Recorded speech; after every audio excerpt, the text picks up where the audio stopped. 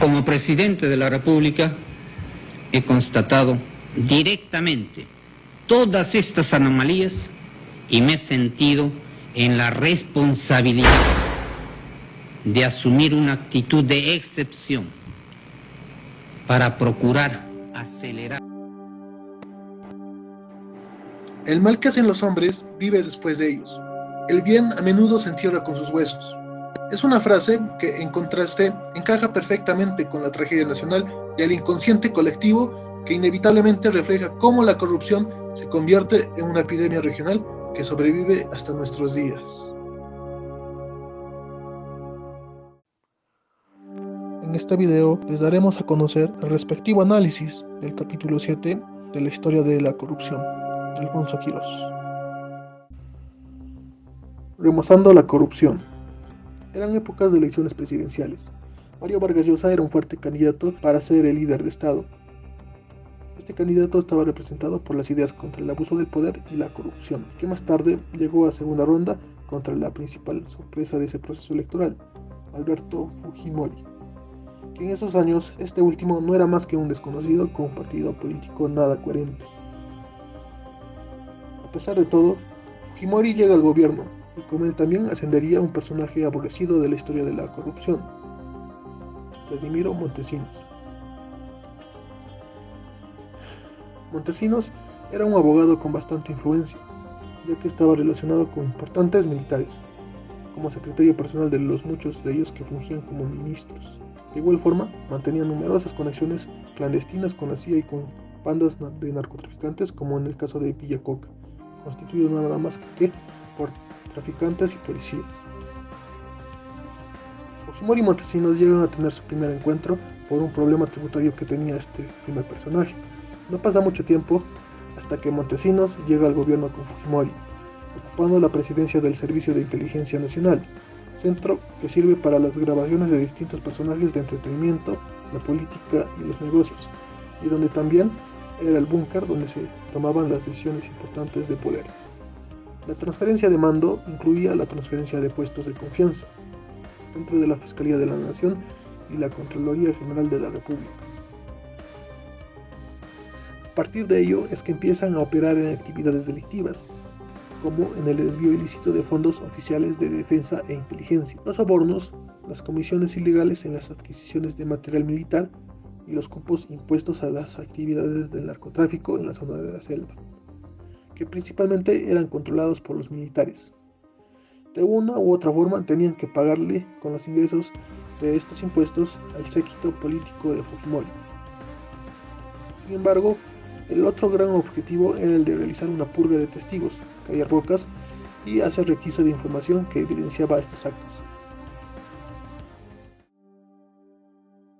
Esta dictadura se llevó a cabo con una serie de acciones para derribar el contrapeso constitucionales, parlamentarios y judiciales, con Vladimiro Montesinos en el fin y la utilización de psicosociales en medios masivos, ocultando los abusos autoritarios y la corrupción en todos los niveles. Fujimori distraía a la opinión pública con una serie de programas populistas, clientelistas, como la construcción de escuelas que se dieron con fondos irregulares de la donaciones japonesas y transferencias irregulares también del dinero del FIM, que sabemos que es dinero del narcotráfico, o es lo que cita el libro.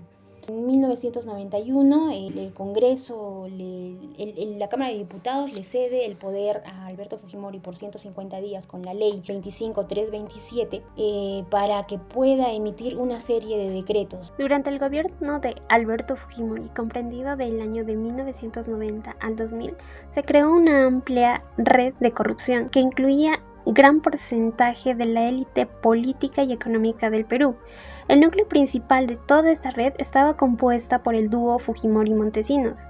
Familiares cercanos a Fujimori, congresistas, ministros, jueces, altos mandos militares y policiales, empresarios y medios de comunicación fueron algunos de los componentes de esta red creada para la manipulación de información pública, la malversación de donaciones, compras y operaciones irregulares, transferencias y comisiones comisiones ilegales, sobornos y saboteos a la oposición del régimen, que finalmente significó el drenaje de miles de millones de soles de los fondos públicos peruanos y el debilitamiento institucional de las entidades del Estado. Bueno, con respecto a la participación de las empresas privadas, la corrupción estaba dirigida por Montesinos y por Fujimori. El jefe del grupo económico más importante, que era Dionisio Romero, tuvo contacto con Montesinos, en el cual accedió a una entrevista periodística que estaba a favor de la reelección de Fujimori.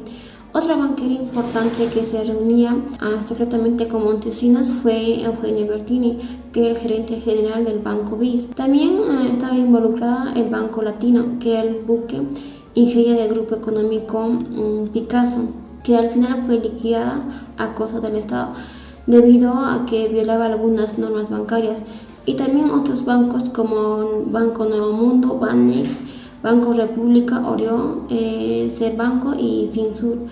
Otras empresas extranjeras que implicaban en sendos casos de soborno o evasión tributaria eran el conglomerado de empresas Luchetti de Chile, el Nemo Mining de Estados Unidos y el canadiense Barrick Gold, que estaba vinculada a la explotación de la mina de oro de Ancash. Vladimir Montesinos no era un abogado común, era inteligente, sabio, sabía cómo manejar sus fichas y sus influencias para el beneficio del mismo. La policía trabajaba a su favor.